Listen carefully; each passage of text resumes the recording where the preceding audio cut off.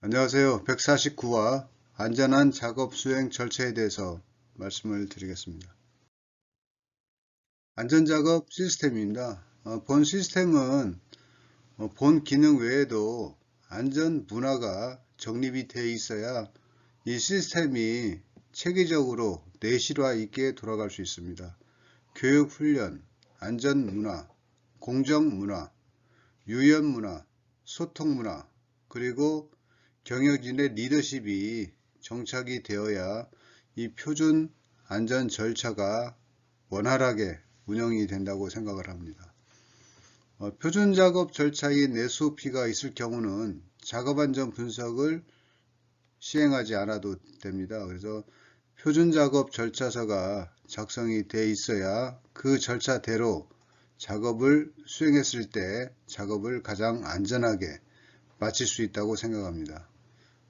표준 안전 작업 절차에는 아차 사고를 반영하고 고위험을 완화 또는 제거하는 것, 그리고 안전시설을 보강 운영하는 것, 그리고 종사자의 의견을 반영했을 때 표준 작업 절차서가 현장의 실행력을 답보한다, 이렇게 판단하고 있습니다. 그리고 안전작업 허가서 퍼밋 투 워크를 통해서 작업이 시행이 됩니다. 안전작업 허가서가 승인이 되면은 안전회의인 툴박스 미팅을 하게 되는데요. 이때 위험요인 대책을 공유하고 안전보건 정보를 전달 또는 교육하고 작업 지시를 통해서 본격적으로 화기, 밀폐, 고소 등 위험 작업을 시행하게 됩니다. 이 과정에서 행동기반 안전 BBS를 관찰하게 되는데요. 안전경찰의 관리 감독, 안전암행어사의 밀착 지도, 그리고 CCTV 또는 IoT 시스템을 통해서 행동 관찰을 하게 됩니다. 그래서 근로자의 불안전한 행동이 발생되지 않도록 관리를 하고 있습니다. 그 과정에서 근로자가 위험을 느꼈을 경우는 근로자의 작업 중지가 발생이 됩니다. 일명 세프티 스톱 콜이라고 하고 있는데요. 이 작업 중지가 발생될 경우는 사고 발생 사전 조사를 거쳐서 위험 요인을 사전 제거하고 안전 조치가 확인될 경우 작업 일시 중지가 해제돼서 작업이 재개되는 시스템으로 이렇게 돌아가도록 하고 있습니다.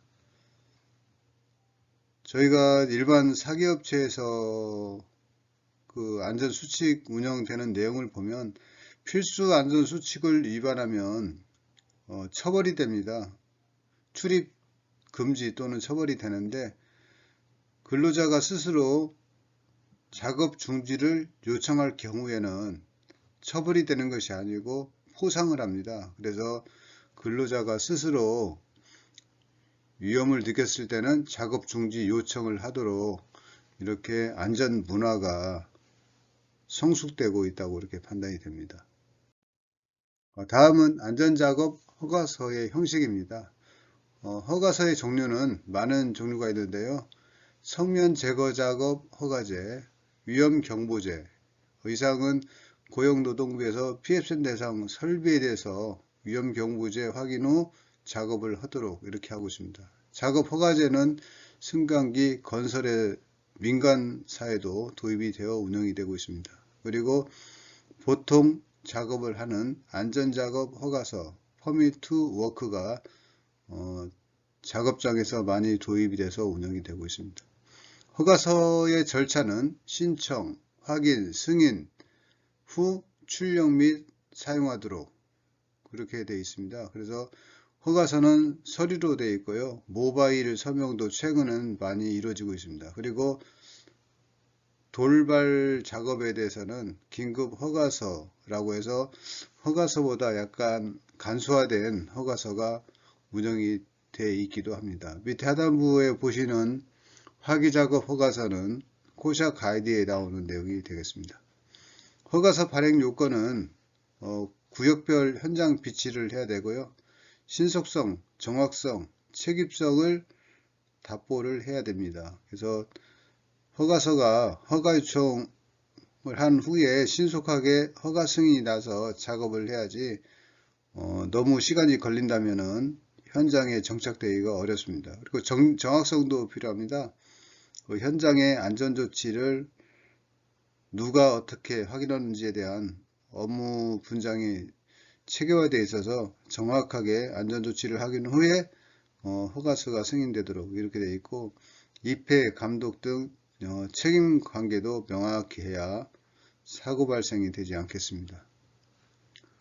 허가서 관련 내용을 잠깐 소개해드리면, 허가서 발행은 PSM 대상 설비는 1일 8시간 하도록 하고, PSM 외 설비는 별도 규정이 없으니까 현장에서 현장 특성에 맞게 운영하시면 되겠습니다. 허가서 승인 조건은 운전부사장이 현장 확인 후 승인토록 코샤 가이드에 나와 있습니다. 현장 안전관리는 저희가 모든 작업, 모든 공정을 관리하면 좋겠지만 인력과 자원이 한정되어 있기 때문에 고위험 공정 위주로 관리 감독을 하시는 게 좋습니다. 그리고 원하청 통합으로 관리해서 효율적으로 이렇게 운영하시는 게 좋을 듯 합니다. 위험성 평가는 작업부서 단위로 평가팀을 구성하되 근로자와 합동으로 유해 위험 요인을 발굴하고 개선하도록 이렇게 할 필요가 있습니다. 향후에는 위험성 평가도 처벌 규정을 만든다고 최근 중대재해 감축 로드맵에 나와 있습니다. 그래서 향후는 위험성 평가가 상당히 강조, 힘을 받을 것으로 판단이 됩니다. 가스농도 측정은 일반 지역과 밀폐 공간하고 상의되는데요. 일반 공간은 자유롭게 측정을 해도 되는데, 밀폐 공간 같은 경우에는 가스농도 측정 자격이 산안 규칙에 나와 있습니다. 안전관리자, 보건관리자, 해당 교육 이수자만이 가스농도를 측정하고 판정할 수 있습니다. 안전작업 허가 현황입니다.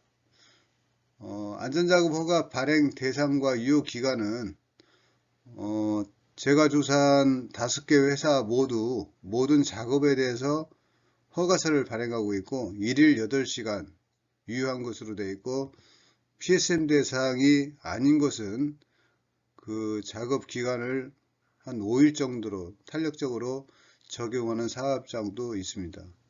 허가서 양식은 전산 출력물 또는 수기로 운영이 되고 있습니다. 허가 발행 요청자는 도급사인 설비부서 공사 감독자가 발행 요청하는 것도 있고, 작업부서, 그러니까 수급사의 작업부서에서 허가 발행 요청하는 것도 있습니다. 그리고 허가 절차는 수급사가 요청하면 도급사 설비부서에서 검토하고 도급사 운전부서에서 승인하는 곳 이렇게 되어 있고, 안전부서 검토를 하지 않는 것도 이렇게 종종 있습니다. 위험성 평가는 모든 작업을 할 때 위험성 평가를 하고 있고, 보통 일반적으로 JSA 기법을 활용하고 있는 것으로 파악이 됐습니다. 안전작업 현장 관리는 공사 감독이 현장 관리를 하지만 고위험 특별 작업의 경우는 안전부서에 필수 입회하도록, 그리고 상위보직, 현장 소장 또는 부서장이 현장 입회하도록 그렇게 운영하고 있는 사업장도 있습니다. 나머지 발행 시스템은 수기 또는 전산 시스템을 사용하고 있는데 그 특징이 다르기 때문에 어느 분야가 좋다고 말할 수는 없습니다. 어떤 회사 같은 경우는 동일 작업을 장기간 수행 시는 첫 1회만 위험성 평가를 하도록 이렇게 하고 있고, 작업 조건이 동일할 경우 적용하는 것도 있는 것으로 판단이 됩니다. 참고하시면 되겠습니다. 안전수칙입니다. 관리자의 안전수칙을 잠깐 소개해드리면, 현장 근로자 교대시간 준수 및 충분한 휴식시간 보장, 현장 사업 진행에 따른 적절한 인력 투입, 주요 작업 전 설계도서 확인 및 작업자 확인 교육 실시, 근로자가 추락할 수 있는 장소에는 안전난간이나 안전연결장치 설치. 근로자가 밀폐공간에서 작업 시는 작업 전, 작업 중 수시로 산소농도 측정. 6개월 미만 및 외국인 근로자의 경우 안전사고 예방을 위한 특별교육 실시. 관리자의 안전수칙이 있고요. 또 골든 룰이 있습니다. 안전장치는 임의 변경 및 해체하지 않는다. 중량물 하부에 또는 상하부, 동시작업은 절대 하지 않는다. 중량물 작업 접근 금지, 고소작업 추락 방지, 에너지 차단, 로또, 이렇게 많은 골든 룰이 사용이 되고 있는데요. 제가 느끼는 점은 업체로부터 3만원 이상의 돈 또는 향응을 받으면 해임이 됩니다. 그렇지만 사람이 목숨이 달린 필수 안전 수칙을 위반하면 경고에 머무는 경우가 많습니다. 이것으로 해임되는 경우는 제가 잘 보지를 못했습니다. 이렇게 하면은 안전 최우선이 되지 않는다고 판단이 됩니다. 외부로부터 돈을 받거나 식사를 할 경우는 해임이지만 필수 안전 수칙을 위반하면은 그보다 더 중한 제재를 받아야 안전이 최우선되는 안전 문화가 구축이 된다고 판단이 듭니다. 네, 이상 안전 문화 책에 대해서 재정립한 내용을 설명을 해드렸습니다. 수고하셨습니다.